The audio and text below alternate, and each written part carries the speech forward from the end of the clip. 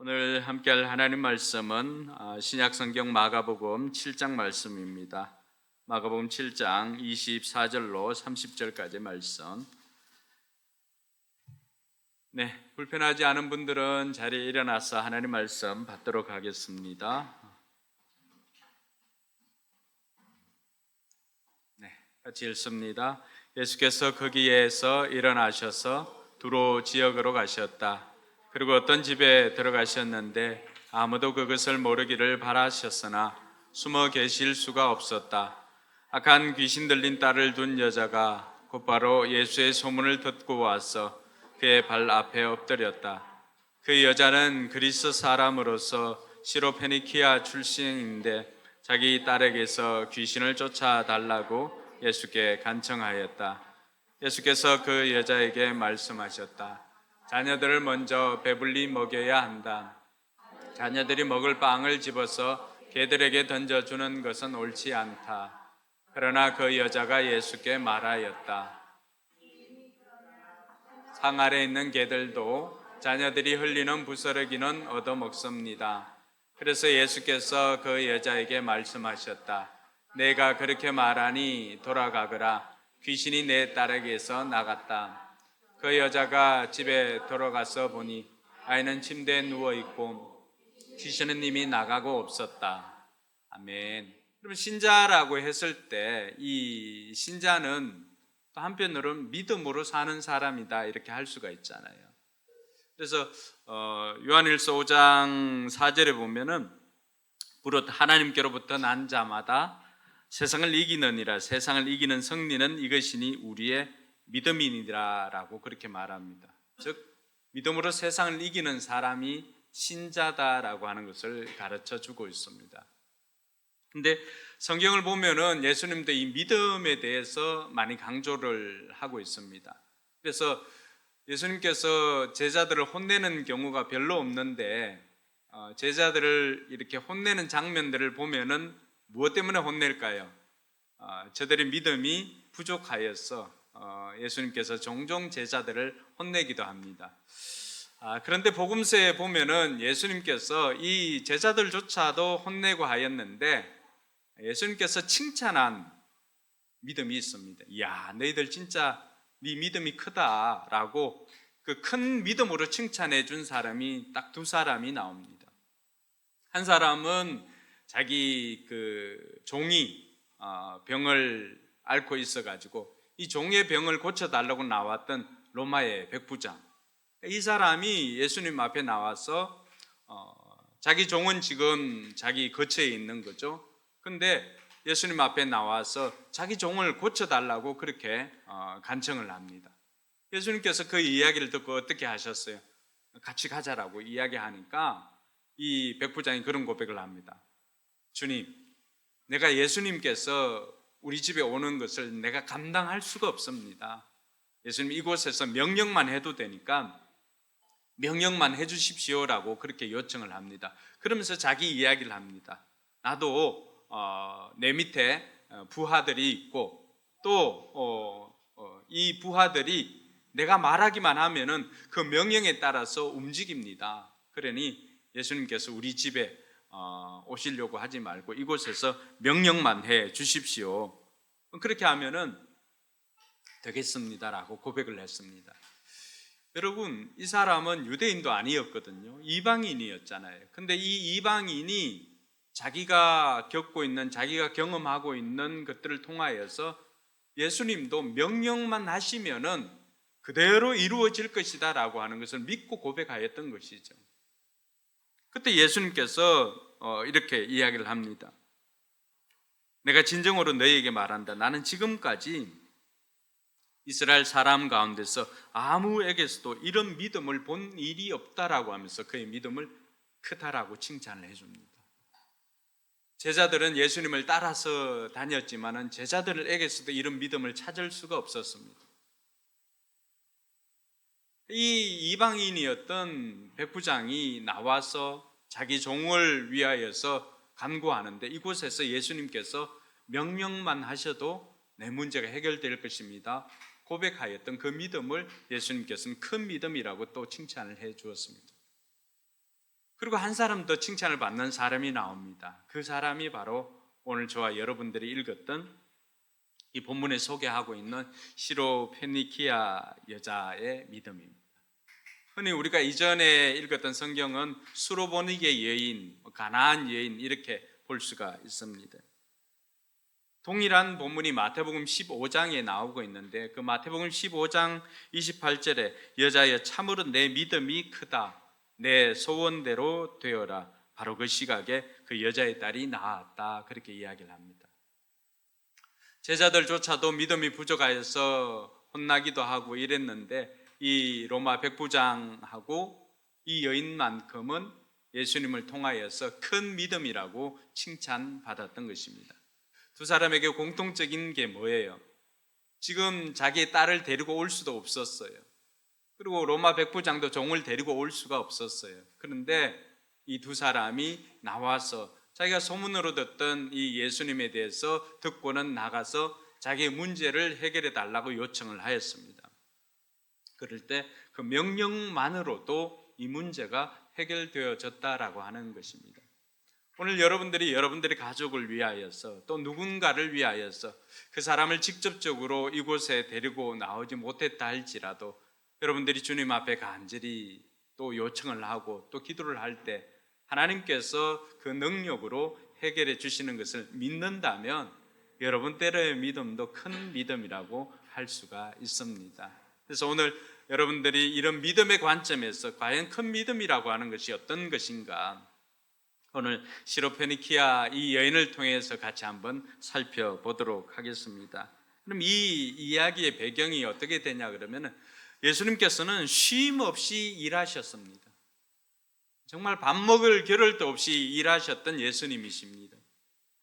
이 예수님께서 제자들에게 야 너희들 한적한 곳에 가서 좀 쉼을 쉬어라 라고 이야기를 하면서 먼저 건너가라고 이야기를 했지만은 그러나 그곳에 가서도 제자들은 쉴 수가 없었습니다. 풍랑이는 바다를 향하여서 예수님께서 제자들을 또 건져내시고 함께 그곳에 갔지만 이미 그곳에는 수많은 사람들이 예수가 온다는 소문을 듣고는 모여 있었던 것입니다. 그곳에서도 여전히 쉴 수가 없었습니다. 그래서 이제는 예수님께서는 전에는 주로 유대 지방에서 이렇게 일을 하였다면 이제는 그곳에서 떠나서 오늘 말씀해 보니까 갈릴리 지방의 두로 지역으로 예수님께서는 거처를 옮겼습니다. 그 목적이 뭘까요? 잠시라도 이 제자들을 위하여서 또 쉼을 좀 누리기를 원했던 것입니다. 그래서 오늘 24절에 보니까 그곳에 가서 두로 지방에 가서 어떤 한 집으로 들어가셨는데 예수님의 그 마음이 나와 있는 것이죠. 아무도 내가 여기 와 있는 것을 몰랐으면 좋겠다라고 그 마음으로 그곳에 가셨습니다. 그렇지만은 말씀해 보니까 거기서도 숨어 계실 수가 없었다. 다른 말로 표현하면 뭐예요? 그곳에 가서도 잠시라도 쉴 수가 없었다라고 그렇게 이야기를 하는 것입니다. 예수님께서 그곳에서 쉴 수 없었던 이유가 뭘까요? 오늘 말씀해 보니까 예수님의 소문을 듣고 찾아온 한 여인 때문이었습니다. 오늘 25절 말씀 이렇게 보면은 악한 귀신 들린 딸을 둔 여자가 곧바로 예수의 소문을 듣고 와서 그의 발 앞에 엎드렸다. 그 여자는 그리스 사람으로서 시로페니키아 출생인데 자기 딸에게서 귀신을 쫓아내어 달라고 예수께 간청하였다. 이렇게 되어 있습니다. 오늘 이 한 여자를 예수님 앞에 나와서 간청하고 있는 이 한 여자를 소개하고 있는데 이 여자를 보면은 그 사람이 그리스 사람이다라고 이야기를 합니다. 마태복음에 보면은 가나안 사람이다. 또 전에 우리가 개정이나 이렇게 보면 헬라 사람을 말하고 있습니다. 그 당시에 그리스 문화가 온 지역을 덮었기 때문에 가급적이면 이 그리스 사람이라고 표현하는 것은 당시 문화가 번성하던 때 살았던 이 그리스 사람이라고 표현하는 것입니다.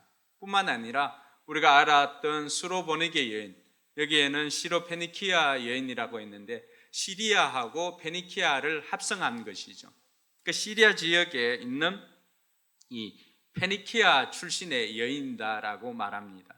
이러한 단서들이 그냥 의미 없이 배열된 것은 아니겠죠. 페니키아는 그때 당시에 해상 무역이 굉장히 활발한 곳이었습니다. 그러니 이 해상 무역이 활발한 곳은 주로 뭐가 많아요? 돈이 많습니다. 저희 고향도 예전에 후포 그 지역에 가면은 후포항에 가면은 제가 알기로는 그때 당시에 전국에서 다방이 두 번째로 많았던가 그렇습니다. 왜 그럴까요? 그만큼 이 어업을 나가서 조업을 하고 들어오면은 현찰이 많아요. 현찰이. 이 현금을 다 쓸 수가 없으니까 사람들이 어떻게 하겠어요? 노름을 하기도 하고 온갖 이러한 것을 탕진을 하는 것입니다. 이 페니키아가 해상 무역이 활발했다라고 하는 것은 그만큼 주변 사람들이 또 부유함을 누렸다라고 하는 증거가 되는 것입니다. 그래서 이 사람은 물질적으로는 이 시대 페니키아 여인이 아쉬움이 없었던 사람입니다. 근데 오늘 이랬던 여인이 예수님 앞에 나와서 예수님께 도움을 요청하고 있는 것입니다. 물질적으로는 아쉬움이 없었지만은 한 가지 결핍이 이 여인으로 하여금 예수님 앞으로 나오게 하였다는 것입니다. 그것은 바로 자기의 딸이 귀신 들렸기 때문입니다. 자신의 딸이 귀신이 들렸다는 것을 알고는 이 여인이 자기가 가지고 있는 모든 것을 가지고 이 문제를 해결해 보려고 했겠지요. 많은 돈으로도 해결해 보려고 하고 또 당시에 뛰어난 문화 속에서 살았던 그리스 사람으로서 그곳에 있는 모든 것들을 가지고 이 문제를 해결해 보려고 했지만은 그러나 전혀 문제를 해결할 방법이 없었던 것입니다. 그러니 위험에 빠진 딸을 둔 자녀를 둔 부모는 여러분 어떨까요? 물불을 가리지를 않습니다. 자신이 원래 가지고 있었던 성격 아무런 상관이 없습니다. 아무리 극아이라고 해도 자기의 자녀가 문제가 있다라고 한다면, 자기 자녀에게 위험이 처해 있다라고 한다면은 그 사람은 자신의 성격과는 관계없이 이 문제를 해결하기 위해서 온 동네를 쫓아다닐 것입니다. 그것이 이 여인의 모습이었습니다. 여러분, 자녀의 문제는 우리의 이성을 가만히 두지를 못합니다. 우리 눈이 뒤집어지는 상황도 생기는 것이죠. 그래서 절박해진 이 어머니의 상황을 막을 세상의 힘은 그 어떤 것도 존재하지 않았던 것입니다. 그러니 이 페니키아 여인은 오늘 자신의 그러한 결핍의 문제를 가지고 이 자녀의 문제를 가지고 예수님 앞으로 나왔던 것입니다. 여기서 우리가 찾을 수 있는 것은 믿음은 우리의 모든 불리한 조건을 뛰어넘어서 나오는 것이 믿음이다라고 하는 것입니다. 여러분, 이 사람이 예수님 앞에 나오기 위해서 왜 이 사람의 이야기를 이렇게 세밀하게 기록해 두고 있을까요? 그것은 예수님 앞에 나오는데 그가 가지고 있었던 대부분의 조건들은 예수님 앞에 나오는데 큰 도움이 되지 않는 오히려 불리한 조건이다라고 하는 것입니다. 그 당시 여자는 어떤 존재입니까? 사람의 숫자를 셀 때 포함되지 않는 그러한 사람이 바로 여자였습니다. 더군다나 이 사람은 유대인도 아니고 이방 사람이었고, 그리고 자기의 딸이 귀신 들렸다라고 하는 것은 공동체에 함께 있을 수 없는 그런 상황에 처한 사람입니다.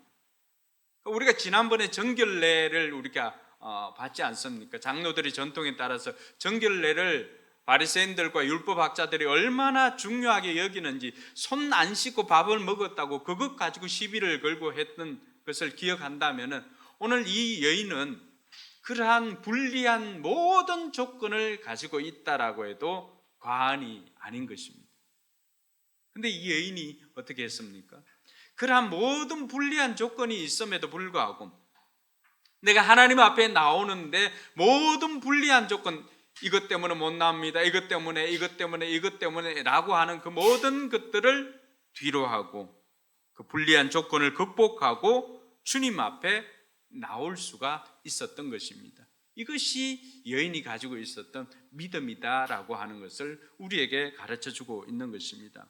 사랑하는 성도 여러분, 우리에게 있는 결핍은 저주가 아니라 하나님의 은혜의 통로인 것을 믿으시기 바랍니다.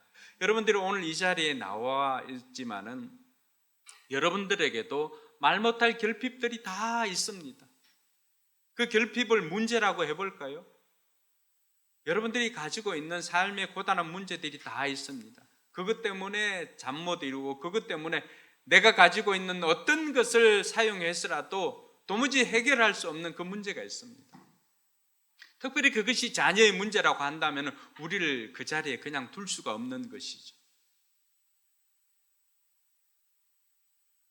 어떤 것을 해서라도 이 자녀의 문제만큼은 해결해 주고 싶은 것이 부모의 마음입니다. 여러분들도 그런 경험들이 있을 것입니다. 우리 또한 마찬가지입니다. 우리의 성격이나 우리의 어떤 것들도 그것을 이길 수가 없습니다. 오늘 이 여인이 우리에게 보여주고 있는 것이 바로 그것입니다.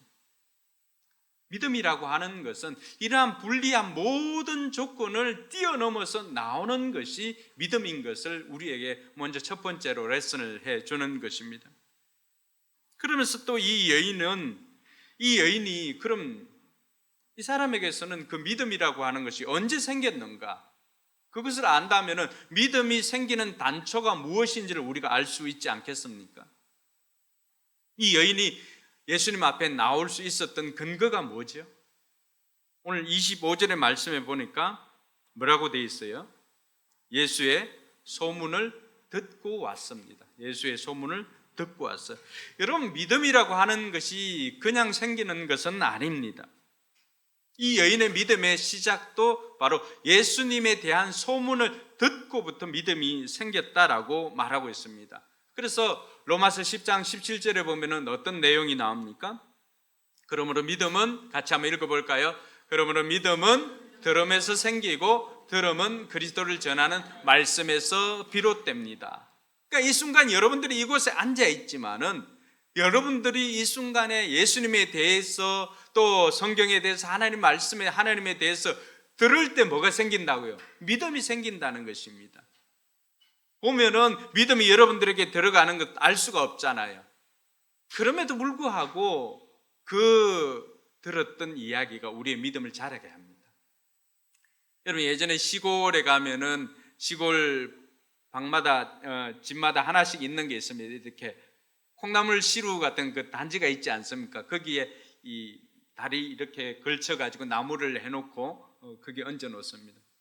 그 콩에게 하는 것은 뭘까요? 그냥 아침 저녁으로 물 한 바가지씩 이렇게 퍼주는 것밖에 없습니다. 근데 이게 물을 부으면 어떻게 해요? 콩이 물을 다 먹습니까? 그러지 않습니다. 콩에게 물을 이렇게 부으면은 그 물이 그냥 콩만 적시고 내려가는 것 같습니다. 근데 하루 이틀 시간이 지나고 나면 어떻게 합니까? 이렇게 삐죽하고 뭐가 하나씩 이렇게 튀어나옵니다. 그렇게 하고는 계속해서 물을 주다 보면은 어느새 콩머리가 이렇게 쑥 자라있고 밑으로 뭐가 있습니까? 콩나물이 이렇게 열리는 것이죠. 우리가 볼 때는 전혀 뭐 이 물을 한 바가지 붓는다고 해서 뭔 변화가 생길 것 같은가라고 생각하지만 반신반의하고 붓지 않습니까? 저는 어릴 때 그랬던 것 같습니다. 그런데 시간이 지나면은 놀랍게도 그렇게 물만 주었는데도 불구하고 시간이 지나면은 이렇게 뽑아 먹을 수 있을 정도로 콩나물이 자라 있습니다. 우리의 믿음이 그렇다고 가르쳐 주고 있습니다. 그래서 여러분들이 주일날 와서 여기에서 말씀을 들을 때 여러분들은 변화를 못 느끼는 것 같지만 그러나 조금씩 이것이 반복되고 하다 보면 어느 순간인가 여러분 마음속에서도 콩나물이 자란 것처럼 믿음이 자라져 있을 것입니다. 그래서 어떤 것을 결정할 때 그 이전에 여러분의 양심이 그것의 기준이 되었다고 한다면 어느 순간인가 여러분들에게 생긴 그 믿음이 여러분들의 행동의 기준이 될 때가 올 것입니다. 이 여인이 바로 그랬습니다. 여인은 예수님의 소문에 대한 것을 듣고 그것으로 끝난 것이 아니었습니다. 많은 사람들이 예수님에 대한 소문을 듣습니다. 그런데 기적을 경험하지 못한 이유가 뭘까요? 그냥 소문만 듣고 예수님이 어떤 분이다, 그냥 아는 거예요. 근데 이 여인에게는 다른 사람에게 없었던 것이 있었습니다. 그것이 뭘까요? 소문을 듣고 이 여인이 결정한 것이죠. 그래서 믿음은 결정입니다.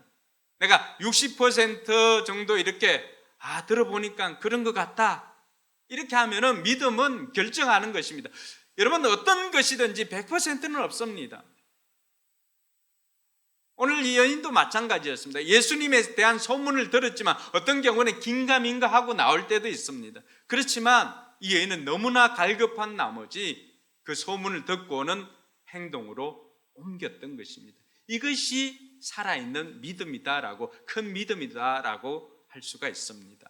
여러분, 수많은 사람들이, 주일날 얼마나 많은 사람들이 말씀을 듣습니까? 근데 많은 사람들이 어디에 그칠까요?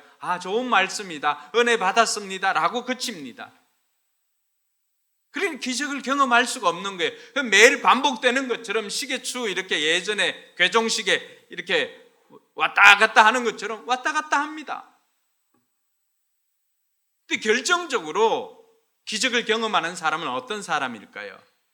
그 믿음을 가지고 결정을 하고 삶으로, 행동으로 옮긴 사람, 그 사람이 삶에서 기적을 경험하는 것입니다. 할렐루야. 그래서 야고보는 이 믿음을 살아있는 믿음이다라고 이야기를 합니다. 야고보 2장 26절 말씀은 뭐예요? 영혼 없는 몸이 죽은 것 같이 행함이 없는 믿음은 뭐다? 죽은 믿음이다. 영혼 없는 몸이 죽은 것 같이 행함이 없는 것이 죽음이다라고 한다면은, 그러면 반대로 살아있는 믿음은 어떤 믿음이에요? 행함이 있는 믿음이죠. 행함이 있는 믿음. 그래서 야고보 2장 22절에는 이렇게 말합니다. 그대가 보는 대로 믿음이 그의 행함과 함께 작용한 것입니다. 그러므로 행함으로 믿음이 완전하게 되었습니다. 할렐루야. 여러분들이 매주 말씀을 들었던 그 말씀이 완전하게 되어지는 것, 기적을 경험하게 되어지는 것, 그것이 언제라고요? 이 믿음이 뭐와 함께 할 때? 행함으로 믿음이 완전해진다는 것입니다. 그러니 내가 들었던 말씀을 적용해보지 않으면, 행동으로 옮기지 않으면 내 믿음이 온전한지 않은지를 알 수가 없는 것입니다. 저는 정말로 우리 성도들에게 원하는 것은 실전에서 통하는 믿음입니다. 평상시에는 모두가 다 믿음 있는 것 같습니다. 이곳에 있는 우리 모두가 다 믿음 있는 사람처럼 보입니다. 그렇게 보입니다. 근데 정말로 내 삶에 이런 고난이 왔을 때, 이런 문제를 만났을 때, 내 힘으로 해결을 할 수 없었을 때, 정작 그때 나는 어떤 사람인가가 결정이 되는 거죠. 내가 믿음의 사람인가? 내가 믿음의 사람이라고 한다면 오늘 이 시로페니키아 여인처럼 이런 행동이 내 삶에 나와야 되는 것이죠. 이런 문제를 만났을 때 어디를 찾아갑니까? 누가 생각납니까? 이 여인은 소문으로만 들었던 예수님을 생각하게 되었고, 그 예수님이 마침 자기 지방에 온다는 이야기를 듣고는 어떻게 했습니까? 자기가 알고 있는 그 믿음을 행동으로 옮기게 된 것이죠. 예수님께서는 그 믿음을 보시고 큰 믿음이다 칭찬해 주었던 것입니다. 말씀을 통해서 예수님을 듣는 것과 또 들었던 이 예수님을 삶으로 살아내는 것이 다르다라고 하는 것을 우리에게 보여주고 있습니다. 여러분, 공통적인 것은 뭘까요? 백부장도 그렇고 이 시로페니키아 여인도 그렇고 예수님의 초청을 받아서 온 게 아닙니다. 예수님의 초청을 받아서 온 것도 귀하겠지만은, 그러나 자기가 소문을 들어보니까 이분 진짜다라고 하는 그 생각이 드니까 이것을 점검하고 또 그 문제를 가지고 주님 앞에 나와서 도움을 요청할 수가 있었던 것입니다. 예수님께서 이러한 것을 보고 그 믿음을 행동으로 옮기는 이러한 두 사람을 보고 큰 믿음이다라고 칭찬을 해 주었던 것입니다. 그러므로 저는 여러분들에게 원하는 것은 이 주일 말씀을 은혜 받기 위해서 들을 것이 아니라 순종하기 위해서 듣는 저와 여러분들이 되길 주님의 이름으로 축원합니다. 왜냐하면 그때 비로소 내 믿음이 점검이 되어지고, 그때 내 믿음이 온전해지고, 그 믿음이 살아있는 믿음이 되어서 내 삶에 영향력을 미치기 때문입니다. 그렇지 않으면은 언제나 알고는 있어요. 소금이 짜다라고 하는 건 다 알고 있죠. 다 알고 있잖아요. 그 어릴 때도 가면은 부뚜막에 소금을 우리는 이렇게 단지로 이렇게 해놓고 했었는데 그 소금이 짠 것은 다 알고 있어요. 근데 그 소금을 이 가마솥에 우리가 그때는 국을 우리도 이 솥에다 끓이기도 했었는데 거기에 넣지 않으면은 아무리 짠 것은 다 알고 있어요. 그죠? 근데 이 소금을 국솥에 넣지 않는 이상은 그 국은 짜지지를 않습니다. 여인의 믿음이 오늘 살아있는 믿음이 된 것은 예수님께서 어떤 분이다라고 하는 것을 소문을 들었어요. 예수님은 병을 고쳐주시고 귀신을 쫓아내주시고 예수님께서는 수많은 병자들을 고쳐주신다는 소문을 들었어요. 소문을 들었지만은 정작 내가 아플 때, 내 가족이 아플 때, 내 가족에 문제가 있을 때, 내 삶에 문제가 있을 때 그걸 가지고 예수님 앞에 나아가지 않으면은 문제 해결할 방법이 없는 거예요. 그냥 부뚜막에 있는 소금이에요. 주일날 말씀만 듣고 간다면 여전히 우리는 부뚜막에 있는 소금과도 같은 거예요. 예수님 그런 분이지, 좋은 분이야. 삶의 변화는 일어나지 않습니다. 많이 아는 것보다 중요한 것은 아는 것 한 가지 실천하는 것이 훨씬 더 능력 있는 삶을 살아가는 것입니다. 실전의 믿음은 그 아는 것 하나라도 삶에 가서 적용을 해보고 실천해보는 것입니다. 그래야 내가 이게 맞다 아니다 점검을 할 수 있는 거잖아요. 그렇지 않고는 늘 우리는 카드라, 좋은 분이야, 이걸로만 아니까 늘 어디에 예수님 책 속에 예수님, 책 속에 하나님. 여러분, 동화책 속에 나와 있는 사자는 내 삶에 영향을 미치지 못합니다. 그렇지 않나요? 심지어 동물원에 있는 사자도 내 삶에 큰 영향을 미치지 못합니다. 그렇지만은 길 가다 만나는 그 사기나 또 사자는 어떻습니까? 사자 만날 확률은 별로 없어도 호랑이 만날 확률은 좀 있나요? 실전에서 만나게 되는 호랑이나 사자는 어떻습니까? 내 삶을 일순간 바꾸어버립니다. 그럼 내가 신앙생활 지금까지 이렇게 오래 했는데 왜 삶의 변화가 없는가? 늘 말씀을 그냥 부뚜막에 있는 소금처럼 여겼기 때문에 그렇습니다. 오늘 이 말씀을 듣는 저와 여러분들이 이제 좀 결단했으면 좋겠어요. 저는 세상 돌아가는 것을 보면서 뭘 느끼냐 그러면은 개인의 종말이든 우주적인 종말이든 주님 오실 날이 멀지 않았다는 것을 계속해서 느낍니다. 우리가 하루를 살면은 어떻습니까? 우리가 주님 앞에 갈 날이 하루가 더 가까워졌잖아요. 그럴 때 정말 주님 앞에 섰을 때 우리가 무슨 이야기를 들을까?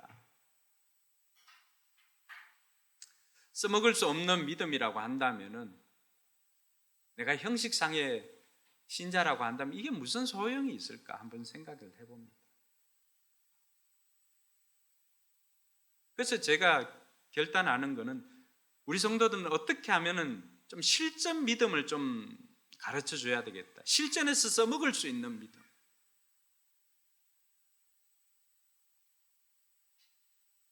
그것은 많이 듣고 많이 아는 것이 중요한 것이 아니라 주일날 들었던 이 말씀 가운데 내가 이번에는 이거 한번 실험해 봐야 되겠다, 이거 이렇게 한번 살아봐야 되겠다 라고 하는 거 하나만 붙잡고 가서 실천하는 것입니다.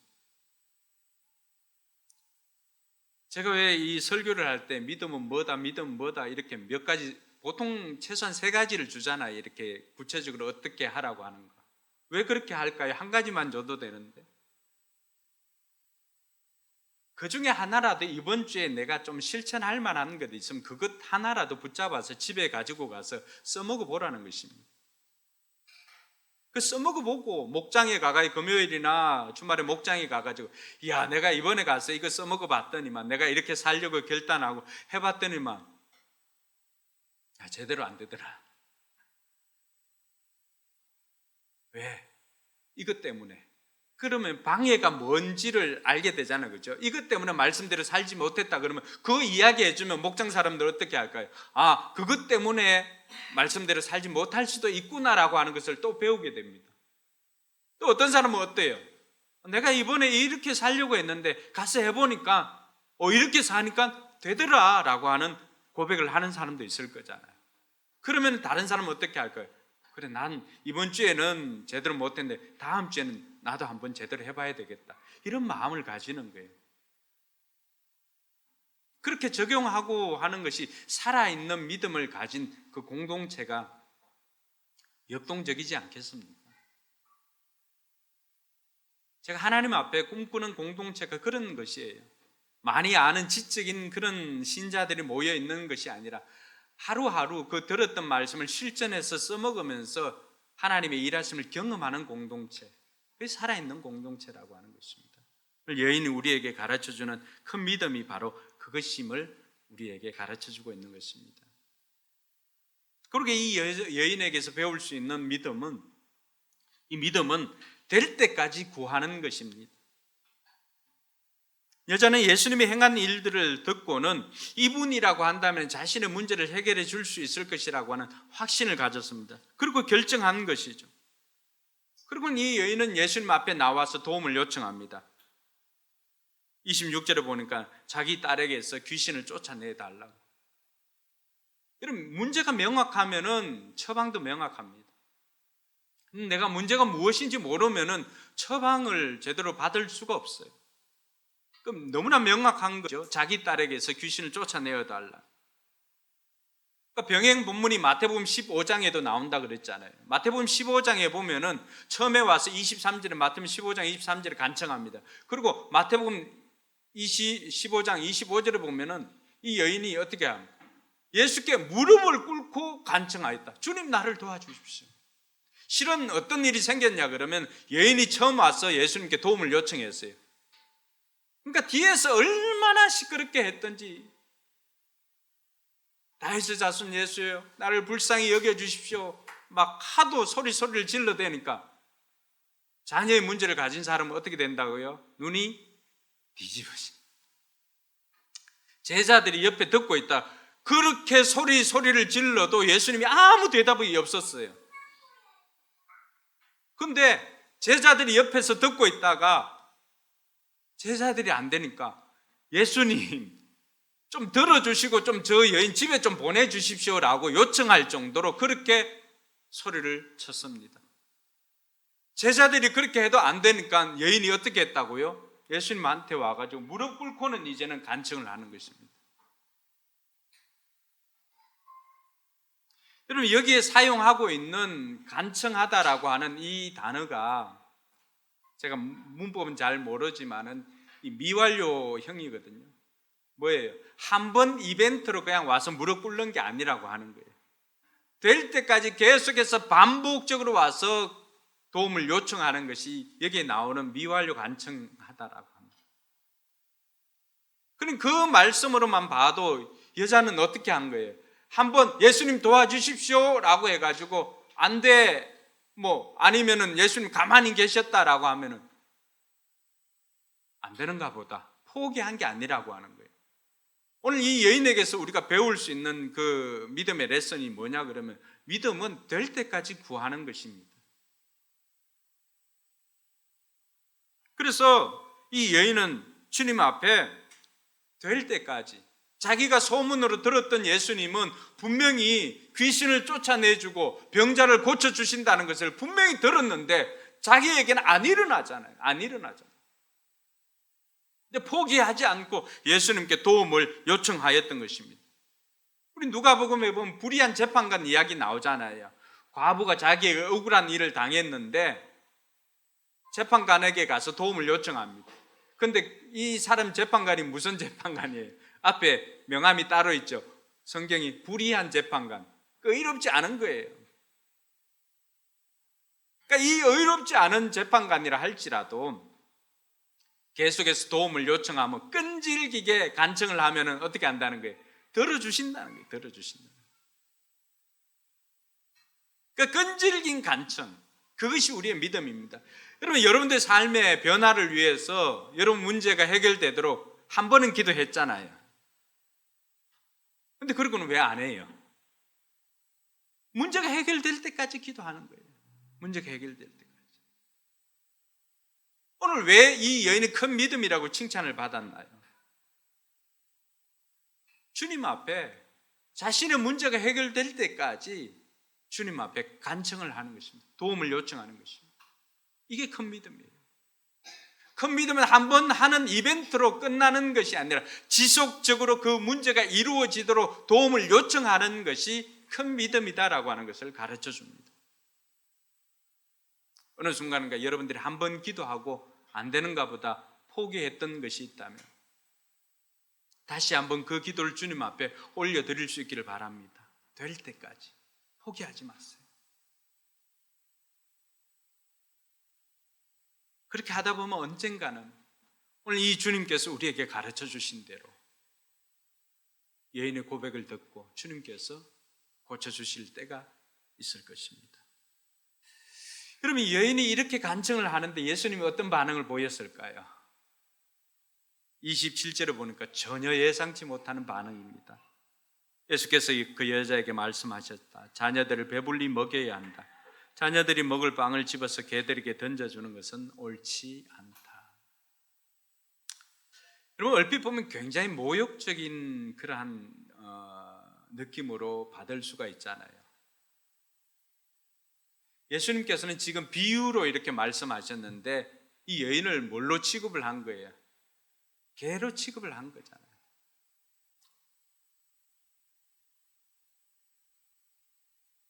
여러분들이 만약에 도움을 요청하러 갔는데 여러분들을 개처럼 취급한다면은 여러분 어떻게 하시겠어요?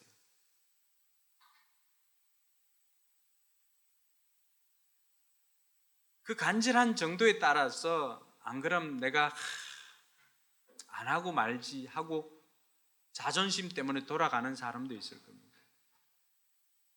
아직도 덜 갈급한 거죠. 이 여인은 예수님이 아니고서는 방법이 해결될 방법이 없다라고 생각하니까 이 여인은 더 이상 자존심이나 이런 것이 여인에게 발목을 잡을 수가 없었던 것입니다. 그리고 우리가 오해할 수가 있는 것이 이것은 여인을 모욕 주기 위한 방법이 아니었다라고 하는 거예요. 이 그리스 말, 헬라 말에는 개를 호칭하는 것이 두 단어가 있는데 여기에 사용되었던 단어는 우리가 흔히 이방인들 개처럼 취급하고 할 때 이 길가에 다니는 그런 개를 말하는 게 아니라 강아지 퍼피 하여튼 그런 집에서 키우는 강아지를 이야기를 합니다. 예수님께서 그 단어를 사용한 거예요. 그러면서 뭐라고 하는 거예요? 먼저는 자녀들이 먼저 먹고 그러고 나서 다음에 순서가 있다는 것을 말해줍니다. 이 순서는 복음의 확장성에 대한 이야기이기도 합니다. 마태복음의 동일한 본문인 마태복음에 보면은 나는 이스라엘 집에 잃어버린 양 외에는 부르심 받은 적이 없다라고 그렇게 이야기를 합니다. 다른 데로 보내심을 받지 아니하였느니라. 우리가 이 본문을 이해하기 위해서는 사도행전에 가면은 너희가 권능을 받고 어디에서 예루살렘과 온 유대와 사마리아와 땅끝까지 이르러 내 증인이 되리라고 했잖아요. 예수님 지금 뭘 말해주고 있는 거예요? 이 복음이 자녀들에게 이스라엘에게 먼저 이렇게 확장되고 난 다음에 그 다음에 이 여인처럼 이방인들에게 퍼져나가게 될 것을 이야기를 합니다. 그러면서 한편으로 보면은 이 여인이 가지고 있는 믿음이 진짜 믿음인지를 테스트해 보는 것일 수도 있는 것입니다. 예수님께서는 마땅히 순서가 있음을 말하고 있고 여인의 믿음에 대한 테스트라고 하는 것을 알 수가 있습니다. 여러분, 여기에서 이 여인이 가지고 있는 믿음이 정말 큰 믿음이다라고 하는 것을 우리가 알 수 있는 결정적인 대목이 나옵니다. 28절을 같이 한번 읽어보겠습니다. 그러나 그 여자가 예수께 말하였다. 그러나 주님, 상 아래에 있는 개들도 자녀들이 흘리는 부스러기는 얻어 먹습니다. 네.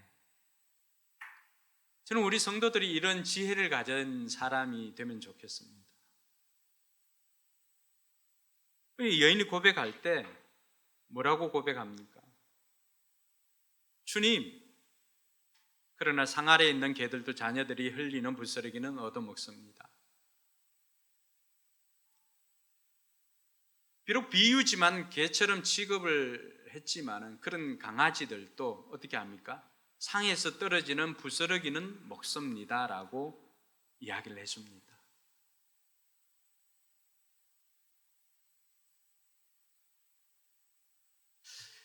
여기서 여인이 고백했던 그 주님이라고 하는 이 단어는 복음서 어디에도 제자들 이외에 다른 사람이 고백하지 않았던 그런 고백이기도 합니다. 마태복음에 보면은 다윗의 자손 주님이다라고 주 다윗의 자손이여 이렇게 말합니다. 그러니 여인이 고백했던 주님은 무슨 의미가 있는 거예요? 구약에서는 메시아라고 하는 뜻이죠.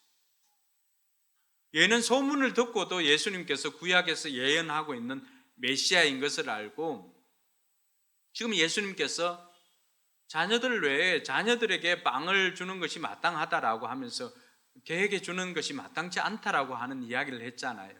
복음에 대한 이야기를 하니까 여인이 오히려 고백한 게 뭐예요? 맞습니다. 인정을 하는 거예요. 그러면서도 주님이라고 하는 요청은 당신은 메시아인데 자녀들 주면은 자녀들 그 상에서 떨어지는 부스러기는 이방인들도 먹습니다라고 하는 그 고백을 합니다. 자기는 뭐예요? 부스러기 같은 은혜라도 자기에게 임하면 족하다라고 하는 것을 고백하고 있는 것입니다.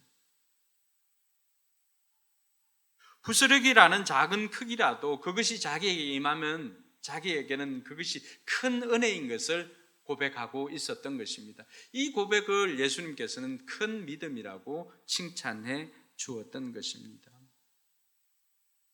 예수님께서는 여인의 이 고백을 듣고는 그 즉시로 29절에 보면은 네가 그렇게 말하니 돌아가거라. 귀신이 내 딸에게서 나갔다. 30절 뭐라고 되어 있을까요? 30절 같이 읽습니다. 그 여자가 집에 돌아가서 보니 귀신은 이미 나가고 없었다. 할렐루야. 여인이 구하였던 부스러기라도 좀 달라라고 하였던 그 고백, 그 고백을 통하여서 결국 이 여인은 자기에게 큰 은혜가 임하였던 것을 확인할 수가 있었던 것입니다. 우리는 늘 큰 것을 바라고 큰 것, 많은 것 이런 것을 바랍니다. 그렇지만은 우리에게 주시는 분이 메시아라고 한다면은 그분이 우리에게 던져주는, 그분이 우리에게 주는 작은 부스러기라도 우리에게는 큰 은혜인 줄 믿으시기 바랍니다.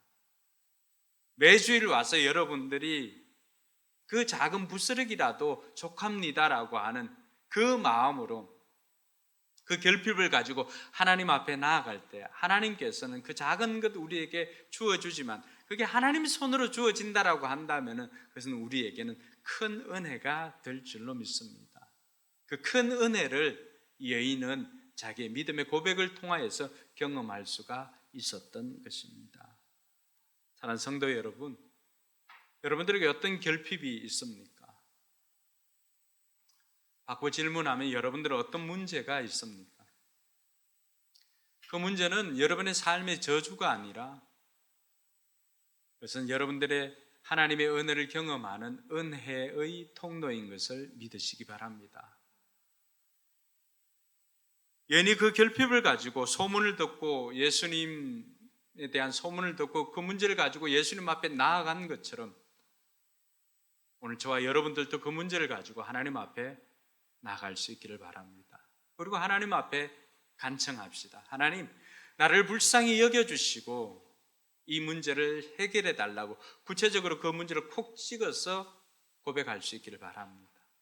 두루뭉술을 하게 하지 마시고 여러분의 문제를 콕 찍어서 하나님, 이 재정적인 문제가 해결되기를 원합니다. 하나님, 내 육신에 연약함이 있는데 이 질병이 고침받기를 원합니다. 하나님, 내가 지금 이것을 옮기려고 하는데 하나님, 책임자가 나타나서 내가 원하는 것이 이루어지게 하여 주십시오 라고 하는 그 구체적인 문제,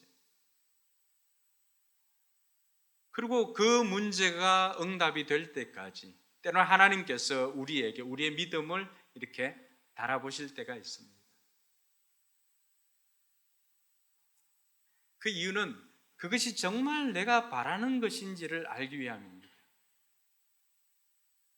자존심 때문에라도 그 자존심을 내려놓고라도 그 문제가 해결되기를 원하는가?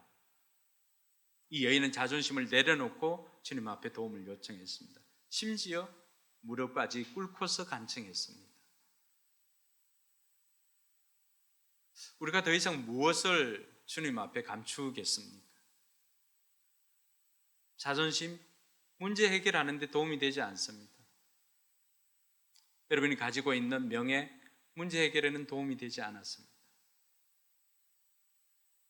이 여인이 가지고 있었던 물질, 오히려 문제 해결하기 위해서 탕진하면 탕진했지 문제 해결에는 도움이 되지 않았습니다. 이것저것 다 해봤다면 이제는 정말 하나님 한 분만 의지하고 하나님께 매달려 봐야 되지 않겠습니까? 한 번이 아니라 그 문제가 해결될 때까지 도움을 요청하고 간청하여서 문제 해결함을 받고 큰 믿음이라고 칭찬받는 저와 여러분들이 되기를 바랍니다. 우리에게도 어느샌가 집에 가 있으면 멀쩡하게 앉아있는 자녀를 만나게 되는 축복을 누리는 저와 여러분들이 되기를 주님의 이름으로 축원합니다. 기도하겠습니다.